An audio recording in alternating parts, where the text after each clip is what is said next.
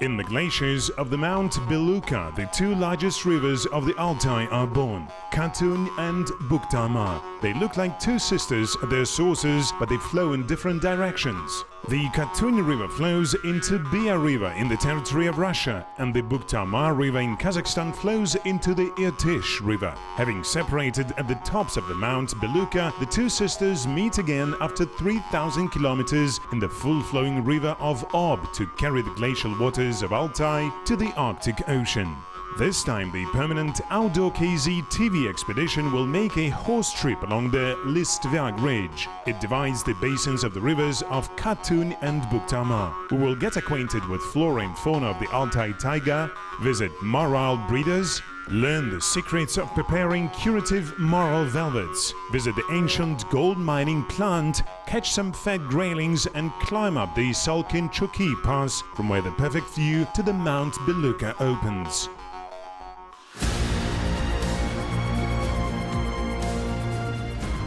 The wild nature of Kazakhstan is rich and diverse. For long centuries, mountains, steppes, deserts and forests were the best friends of those who loved and understood their native land. They gave men food, shelter, roof and hideaway from the enemies. Over time, our way of life has changed, but the nature still generously shares its wealth with us. At present, the landscapes and biological diversity of Kazakhstan attract an increasing number of tourists and lovers of active recreation. Together with a permanent outdoor KZ TV expedition, you will visit the most beautiful pictorial places of Kazakhstan and learn how experienced travelers survive in the wild.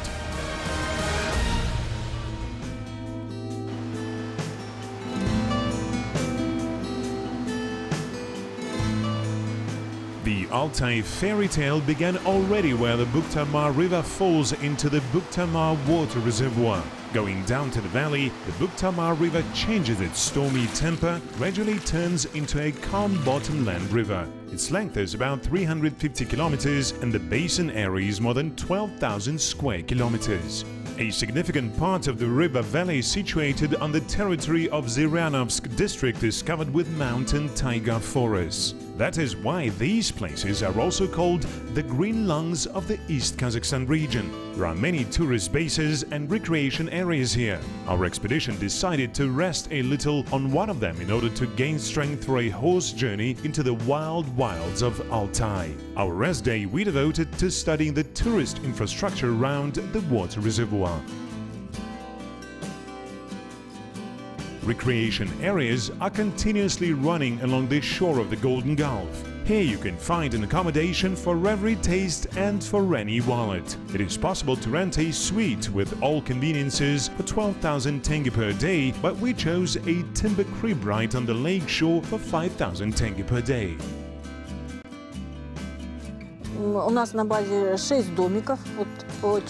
We have 6 small houses for 4 persons each we rent here on the base. People cook for themselves. We also have a well bathhouse for 3,000 tenge per hour. Fishing here is quite good in this small creek nearby. Mushrooms and berries grow here during the season, strawberries and sleeper jacks. It is also possible to rent a pleasure boat. We had a small guest in the morning, an ordinary Altai squirrel.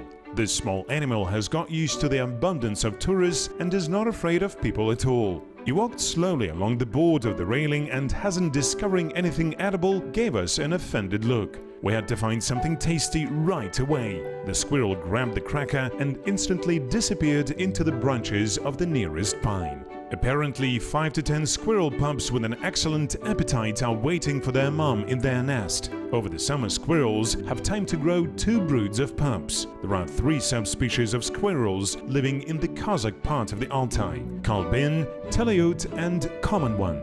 And since recently, a flying squirrel, usually uncommon for these places, has appeared here as well.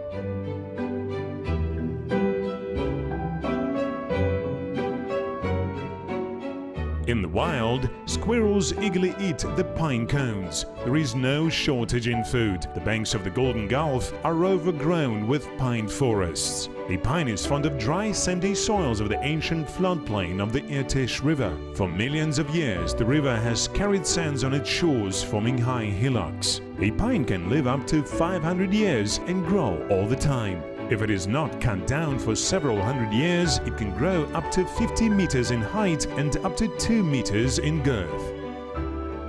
During previous centuries, the pine wood was cut down at about the age of 50 to 70 years, when the trunks reached 50 to 60 centimeters in diameter. In the humid taiga of the southern Altai, a close relative of the ordinary pine grows, pine nut or cedar, with which we still have to meet in the humid taiga forests of the Listvyak Ridge. It is difficult to describe the fragrance of a pine forest. You can really smell its specific aroma only in nature. Pine needles allocate a huge amount of phytocides and essential oils which possess powerful bactericidal properties. That is why health centers for treatment of pulmonary and renal diseases are being built exactly in pine forests.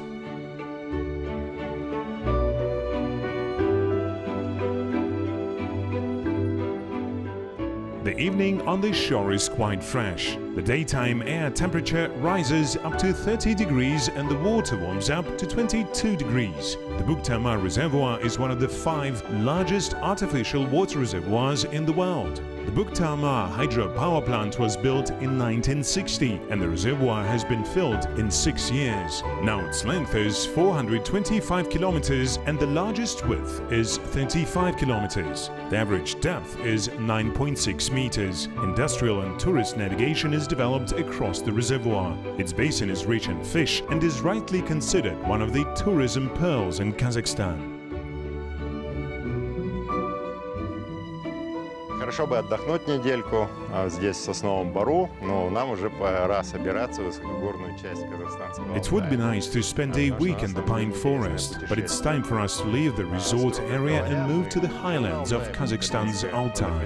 Strictly speaking, the Bukhtarma water reservoir already belongs to Altai, but the local pine forests do not look like the mountain taiga forests at the foot of the Mount Beluga. There is a completely different animal and plant world, a different climate, different logistics, and even a different way of people's life.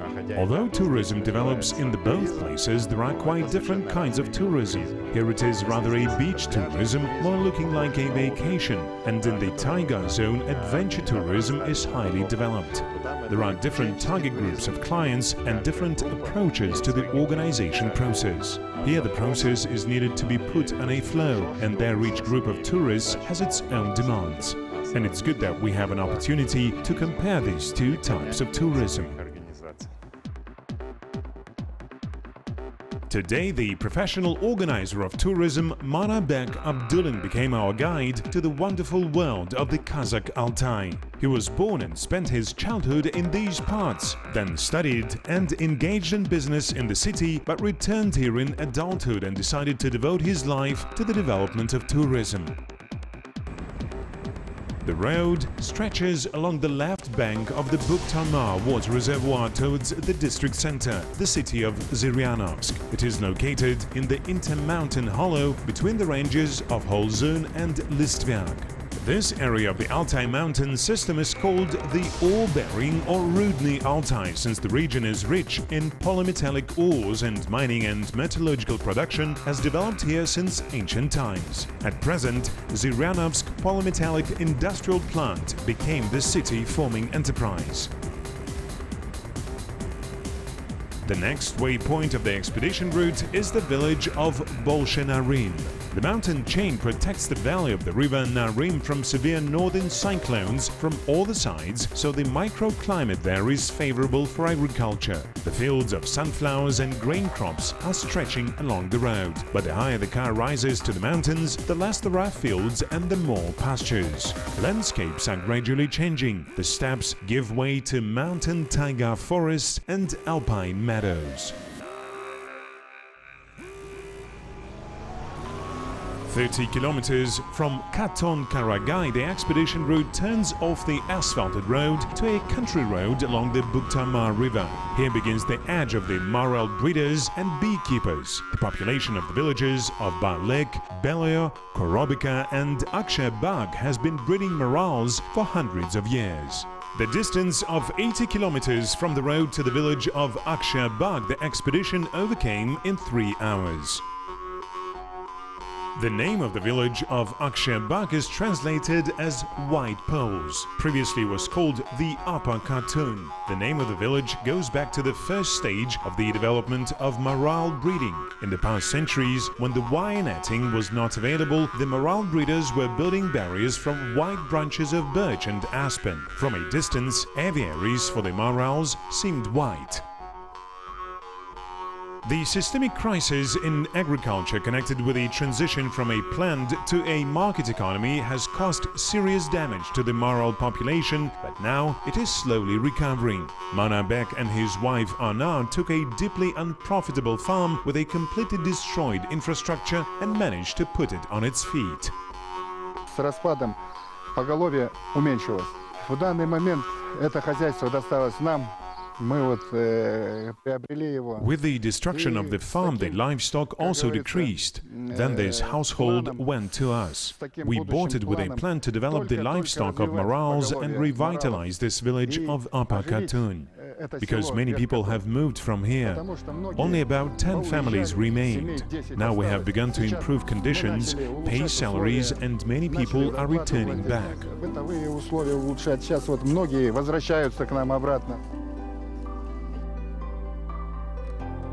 In the summer, the picturesque village on the bank of the river seems like an earthly paradise. But when winter snowfalls cut it off from the civilization for many months, it doesn't seem like a paradise to the locals at all.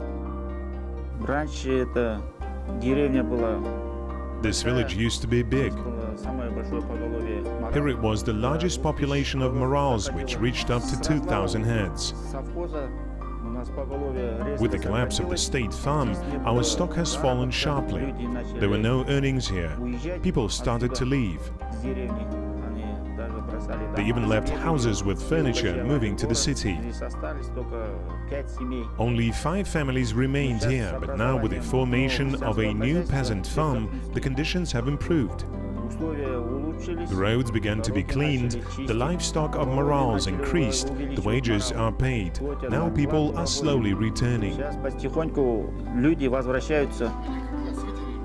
For 5 years of hard work, enthusiastic people have managed to create a village and establish a profitable economy. The rapid development of health and adventure tourism helped them to achieve success. Pantotherapy Hospital and the tourist base were organized on the basis of the marl breeding farm.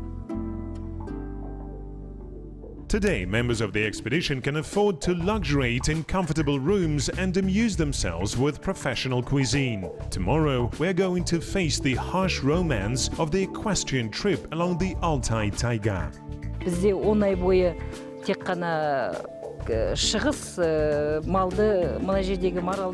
For 10 months, we are engaged in marl breeding. We feed them and take care of them. Different equipment is situated here all the time. The remaining 2 months go for welcoming the vacationers. We cut the antlers of animals. Cut antlers are being collected and cooked in the cauldron. Afterwards, people bathe in this healing water. This water really possesses healing properties, taking out all the negative stuff from your body. People like us. They say that they did not get sick in the winter after such a vacation.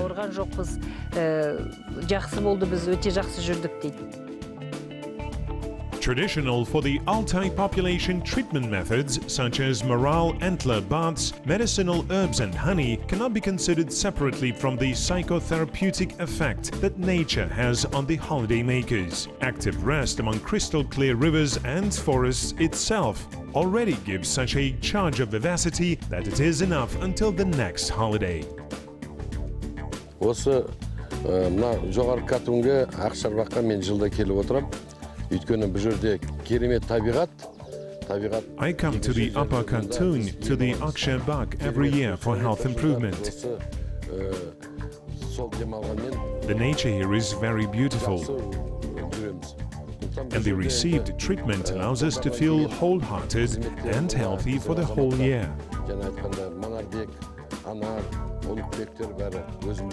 Manabek and Dana are doing a good job trying to revive the local tourism. We have been in many places abroad, but we were convinced that there is no such a beautiful and picturesque nature as we have here. To date, our government is doing much to develop a tourist cluster in the region. There is no such nature anywhere. You come to such a beautiful place, take treatment and enjoy nature. What else does a person need? I think we should appreciate what we have. Our Kazakhstan is a very rich country with magnificent nature and kind people. There is 8 to 10 kilometers to the border of Russia. Further, the lands of 4 states, Russia, Mongolia, China and Kazakhstan, are intersecting. I think it would be interesting for many tourists.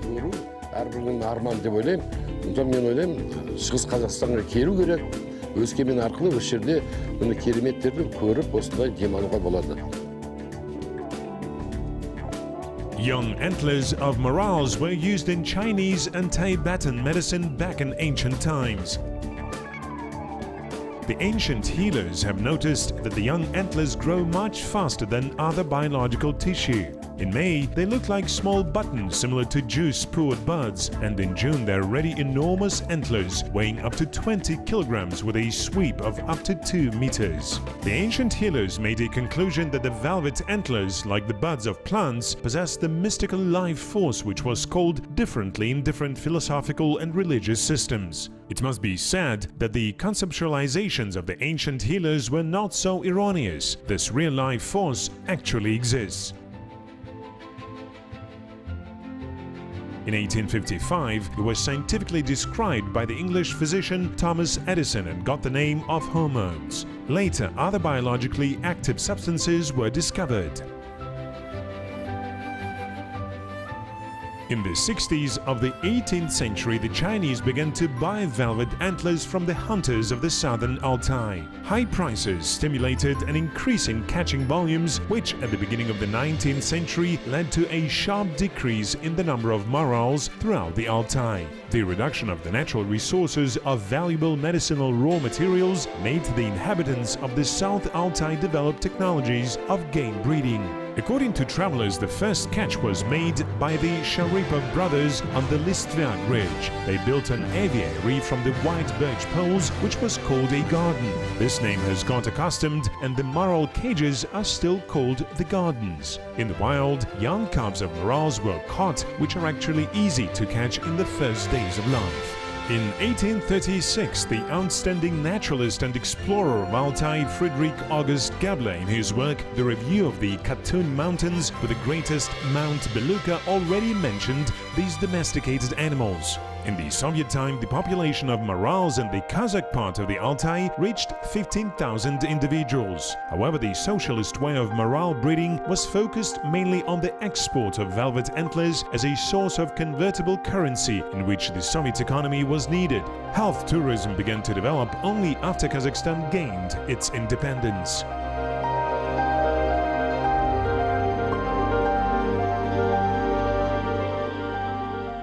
New people come to Aksherbak from different regions of Kazakhstan, from Russia and from far abroad. Many of them combine medicinal procedures with the elements of adventure tourism. They go fishing, hiking and horseback riding and watch wild animals. Природа здесь вы видите воочию. You can see the nature yourself. Mountains, forests, meadows, it's wonderful. Mountain water, fresh springs, and morals. This area, as I heard, is the birthplace of morals. We arrived here 3 days ago. We've heard much about this place. This is my 3rd day here and I'm so happy.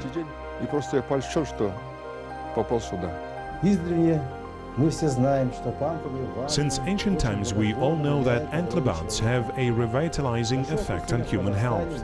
It is good that now in Kazakhstan we have the opportunity to visit such remote places to enjoy nature and strengthen our health. Ездим давно, начинали 18 лет назад. We have been traveling here for a long time. We started 18 years ago. There was a large village of the Upper Khatun which have ceased to exist for only 7 or 8 years. But approximately 5 years ago, the new owners appeared, who are now trying to make the life of the holiday makers happy, taking antler baths for their health. New buildings have been built. The work is moving on. Построены новые корпуса, работа движется. Landscapes within the Kazakh part of the Altai are very diverse. North to the ridge of Listvyak, the dense taiga forests begin, and to the southwest, the rather steppe-like slopes of the Kuchumsky Ridge. And only here, on the border of different landscape zones, the optimal conditions for marral breeding are formed. It's not too dry and not too humid here. It's not too cold and not too hot. The forests are not too thick and not too sparse. Everything is just perfect. More than 100 endemic representatives of the Altai flora grow on the territory of the Listvyak Ridge, many of which are medicinal and at the same time form the basis of the Marral Food Reserve. Another traditional occupation of the inhabitants of the village of Aksherbak is beekeeping. The first apiaries were founded in the beginning of the 19th century. Earlier, beekeepers used to take honey to the city for sale, and now the buyers come to the village themselves.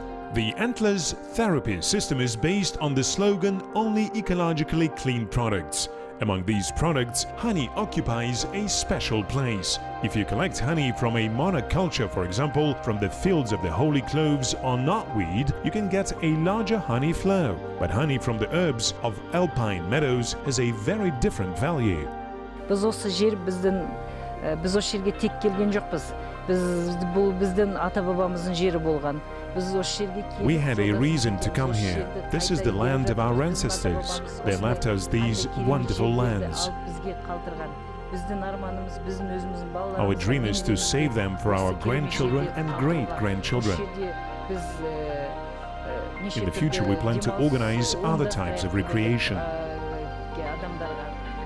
For example, we can arrange fishing. Also, there is the Mount Beluka nearby, and there are several routes leading to it. In this area, a large number of different types of plants grow. So many different animals live here. We want to show it all to people. There was a time when we all left for the city, studied there, built a career. It was hard. We had to get to our feet. We succeeded. Now with time we have returned to our origins. I think that if every person who grew up in the village will return to his native land and will try to improve it, our Kazakhstan will prosper even more. People who are new to the specifics of the organization of adventure tourism think that this is a simple matter, but this is only an external illusion. For example, equestrian travel is a demanded type of tourism, but it requires a serious infrastructure, a whole staff of specially trained people able to provide customers with safety on the route and an organized living. If the flow of tourists is small, the revenue received cannot pay back all the expenses. And the travel agencies that do not have their own infrastructure cannot guarantee their customers the quality of service. In order to understand the hidden details of the organization of adventure tours, the Outdoor KZ TV expedition, together with guides from the Upper Khatun, goes on horseback tour along the Listvyak Ridge. The expedition program provides the departure to the crest of the main watershed, from where you can see the Mount Beluka and the Khatun River Valley. Visit the ruins of the Altin Plant ancient gold mine lost in the taiga and grailing.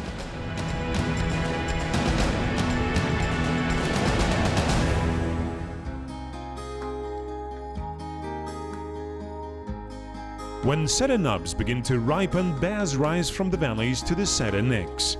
The nubs are not ripe yet, but still suit for bears. A bear mother with her 2 cubs hurries to the nearest stone pine forest for an important business.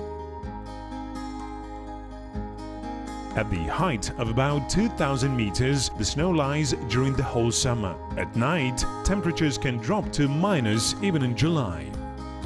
We arranged a halt at the top of the Salkinchoki mountain, which translates as a cool peak. Here, in fact, the breeze is constantly blowing. By evening, the team rose to the crest of the main watershed.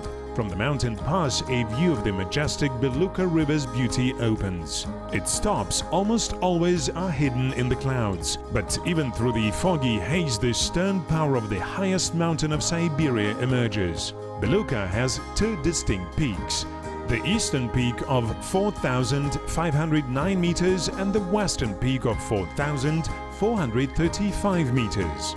But a little bit aside, there is the third peak called Delaunay of 4,260 meters. All the peoples who had ever lived in the Altai gave a sacred power to the Beluga River. The Kazakhs call it Muz-Tau-Sheni. The root of the word Muz means the ice, Tau means the mountain, and the word Sheni literally translates as the glass, but has a figurative meaning of crystal or real. The Listwerk Ridge breaks down steeply stepwise. The Katunsky Ridge at the opposite side gleams with snowy crests, and in the valley silvers the Katun River. This is already the territory of Russia. The Turks called the southern Altai the Holy of Holies, where nations are born and the borders of civilizations intersect. Once the Altai really became the cradle of a young Turkic ethnos, and now the borders of 4 states of Kazakhstan, Russia, China and Mongolia meet here together. Archaeologists have found the monuments of ancient metallurgy in the Altai Mountains. The mines and quarries of local mountains, rich in ore, for thousands of years provided people with copper, tin, iron and gold. The expedition is headed for the ruins of an ancient golden mine in the upper reaches of the Lukina River. Эта река называется Лукина. Река Лукина. This river is called Lukina, and here on the shore there is a series of burial mounds of 2 or 3 meters in height and with a diameter of 5 to 7 meters.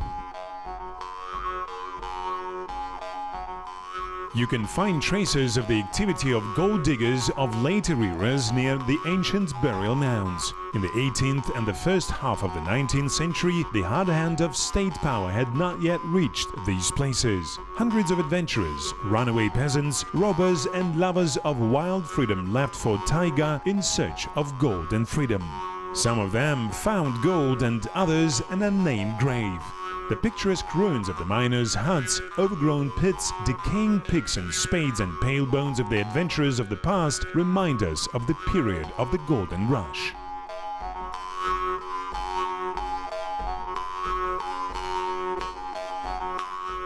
Several years ago, a national park built a log cabin for tourists on the place of an old gold-toned vein. Modern travelers for a few days can live the life that gold diggers have lived and experience the harsh romance of Golden Rush era.